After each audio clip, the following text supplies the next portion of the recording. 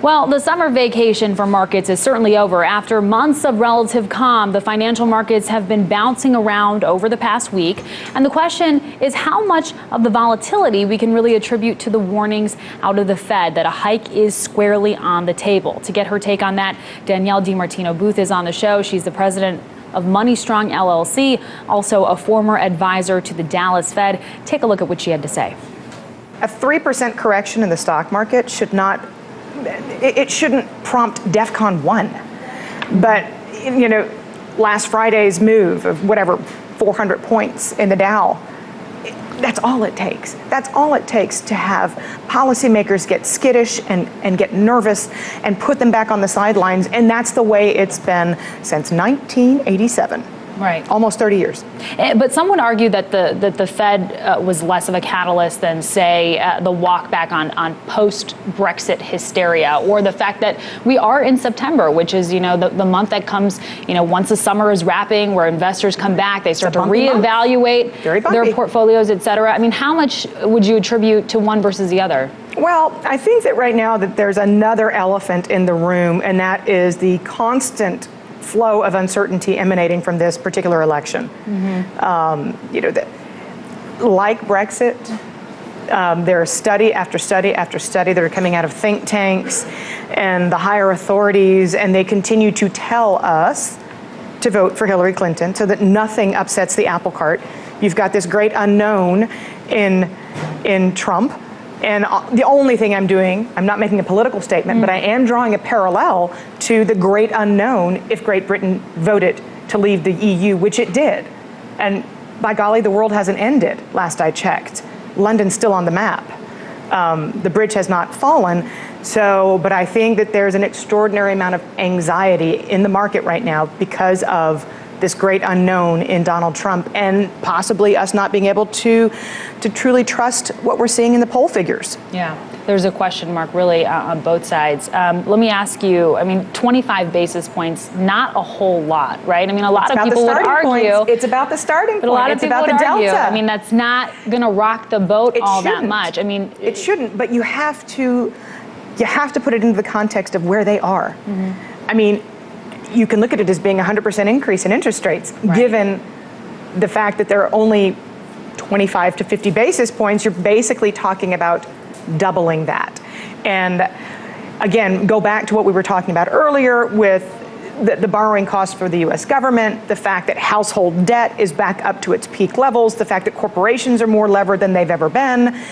And you begin to realize that debt servicing costs need to stay low. Yeah. And we're much more sensitive than we ever have been. Look, the deficit's going to go up this year for the first time with interest rates where they are. That's remarkable, remarkable. Being in an economic recovery with Uncle Sam's borrowing costs at 1.8% and the deficit rising. Unfathomable. And what about inflation? I mean, to what extent do you think the stronger dollar could offset the Fed's goal of pushing inflation up by helping to actually import deflation from abroad? Right. You know, I think the dollar is, and by the way, when I first joined the Fed, Federal Reserve officials were not even allowed to use the term dollar. That was the Treasury's technical purview. So it's a highly unusual environment we're in, that Fed officials bandy about concerns about the dollar. It's never been that way before.